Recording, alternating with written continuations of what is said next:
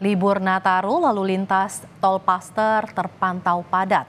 Antrean kendaraan tampak di gerbang tol menuju kota Bandung.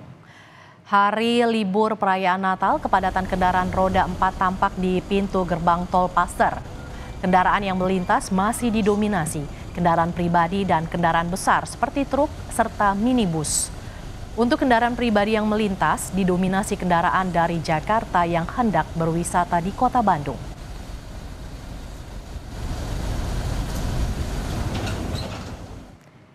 Kita akan sapa jurnalis Kompas TV, ada Benediktus Aditya di ruas tol layang MBZ dan Fida Alatas di gerbang tol Paster Bandung, Jawa Barat. Pertama kali kita akan ke tol layang MBZ terlebih dahulu. Bene, bagaimana situasi terkini arus lalu lintas di sana? Ya, selamat siang Mercy dan juga saudara. Bisa Anda lihat di belakang saya ini merupakan kondisi ruas tol layang MBZ di kilometer 47, juga arus pertemuan dari tol Jakarta menuju Cikampek. Dan kalau kita pantau dari pagi hingga siang ini kendaraan terpantau lancar begitu, di mana arus kendaraan ini didominasi oleh kendaraan-kendaraan pribadi, kendaraan kecil, lalu diikuti oleh kendaraan-kendaraan angkutan barang dari bermuatan kecil hingga bermuatan besar. Dan juga tadi kami masih melihat adanya beberapa transportasi antar kota, antar provinsi yang menuju ke gerbang tol Cikampek utama. Dan memang ini yang harus diperhatikan para pengendara ketika melewati ruas tol layang MBZ. Ini adalah titik-titik kerawanan atau titik-titik rawan kemacetan yang biasanya memang di KM 47 ini terjadi kepadatan atau kemacetan. Seperti di hari kemarin begitu, di tanggal 25 Desember, ini Jasa Marga juga kepolisian menerapkan sistem kontraflow atau sistem rekayasa lalu lintas kontraflow pada jam 8 pagi dari KM 55 maksud kami hingga KM 65 menuju gerbang tol Cikampek utama. Kemudian dilanjutkan atau diperpanjang dari kilometer 47 hingga kilometer 65. Hal ini disebabkan atau imbas dari kepadatan yang memang terjadi di kilometer 57 yang merupakan titik atau rest area begitu, yang biasanya memang ini pengendara suka untuk beristirahat di kilometer 57, dan kemarin memang juga disertai hujan dan angin yang cukup kencang sehingga ini juga memperlambat laju kendaraan, mengurangi jarak pandang dan juga visibilitas.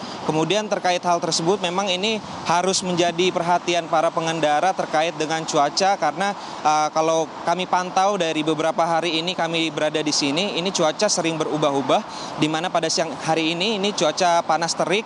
Kemudian kemarin sempat hujan disertai angin yang cukup kencang, dan hal tersebut ini merupakan tantangan bagi para pengendara untuk selalu memperhatikan kondisi kendaraan, selain itu juga kondisi fisik para pengendara. Dan terkait hal tersebut ini para pengendara bisa memaksimalkan atau memanfaatkan beberapa rest area yang berada di ruas tol Jakarta Cikampek. Yang pertama ini memang ada berada di KM 19, kemudian KM 39, kemudian ada di kilometer 57, di mana ketiga rest area ini merupakan rest area utama yang bisa dipergunakan oleh para pengendara yang dari arah Jakarta begitu menuju Cikampek untuk setidaknya beristirahat begitu dan mengecek kondisi kendaraannya. Begitu, Mercy. Dari tol layang MBZ kita akan bergeser ke gerbang tol Paster, ada Fida Alatas. Fida, siang ini apakah berdasarkan pantauan Anda ada kenaikan jumlah kendaraan yang masuk dan juga keluar Bandung dari yang melintasi gerbang tol Paster? Seperti apa, Fida? Ya, Mercy dan juga saudara, semakin siang lalu lintas di gerbang tol Paster ini kami pantau semakin terjadi kepadatan. Eskalasi atau peningkatan jumlah kendaraan yang melintas di gerbang tol Paster ini mulai terjadi di pukul 7 hingga pukul 8, di mana kalau sebelumnya dari data Jasa Marga per pukul 00 hingga pukul 6, ini lalu lintas kendaraan yang melintas masuk ke Bandung melalui gerbang tol Paster ini berkisar antara 100-200 dan paling banyak ini adalah 400 kendaraan per jamnya. Maka di pukul 7 hingga pukul 8 ini terhitung sudah mulai meningkat di angka 1.700-an kendaraan. Lalu di jam-jam berikutnya ini dari data Jasa Marga menunjukkan lebih dari 2.000 kendaraan per jamnya ini mulai masuk ke kota Bandung melalui gerbang tol Paster, sehingga hingga pukul 10 pagi tadi, Mercy dan juga saudara, total ada 8.581 kendaraan yang masuk ke Bandung via gerbang tol Paster. Dan kalau kami lihat dari jenis kendaraannya, ini didominasi kendaraan pribadi dari daerah-daerah Jakarta dan sekitarnya. Itu terlihat dari plat nomor yang kebanyakan melintas ini didominasi oleh kendaraan-kendaraan dengan plat nomor atau berletter B. Selanjutnya ini juga didominasi oleh kendaraan-kendaraan berplat nomor F, artinya dari Bogor dan sekitarnya. Lalu ada kendaraan-kendaraan dari luar kota, bahkan luar pulau juga yang pada H+1 Natal ini memasuki kota Bandung. Dan Mercy dan juga saudara, memang ini kalau kita lihat peningkatan jumlah kendaraan yang terjadi pada pukul 7 hingga pukul 8 pagi ini memang menyesuaikan dengan waktu dibukanya destinasi-destinasi wisata yang ada di Bandung dan sekitarnya, sehingga ini adalah jam-jam dimulainya kemudian para wisatawan masuk ke kota Bandung. Tadi juga kami memantau di gerbang tol Paster, ini ada TNI begitu ya, dari Babinsa setempat yang juga melakukan monitoring untuk kemudian mengantisipasi jika kemudian nanti kepadatan lalu lintas ini kemudian terjadi di gerbang tol Paster, utamanya jika kemudian hal yang sama seperti pada malam Natal ini kembali terjadi di tol Paster, di mana pada saat itu karena adanya kepadatan lalu lintas di dalam kota sehingga menyebabkan antrean panjang kendaraan yang mengantri di gerbang tol Paster untuk menuju ke kota Bandung. Antrian kendaraan ini bahkan sampai ke dalam kota Bandung.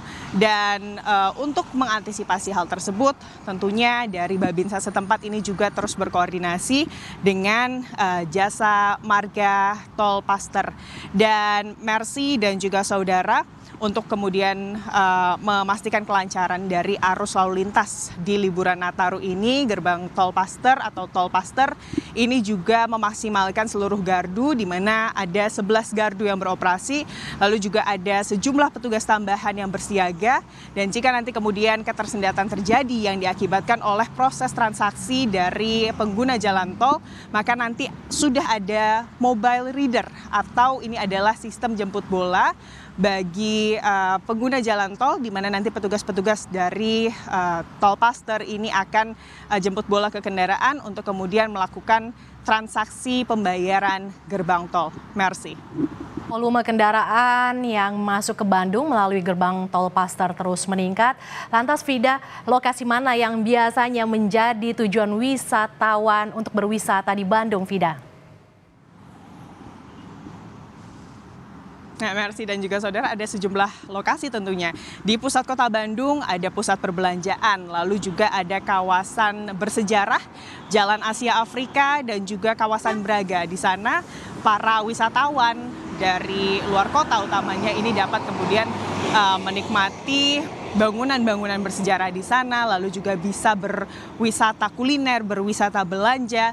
Selain di kawasan Braga, kawasan Asia Afrika, ada kebun binatang Bandung yang juga biasa ramai dikunjungi oleh wisatawan dari baik itu lokal maupun luar kota, dan juga ada sejumlah wisata-wisata kuliner dan juga wisata belanja yang ada di pusat kota Bandung. Dan kalau kita bergeser sedikit, Mercy dan juga saudara, ada kawasan wisata Lembang. Ini juga yang menjadi primadona bagi para masyarakat dari luar kota untuk berlibur di daerah Bandung.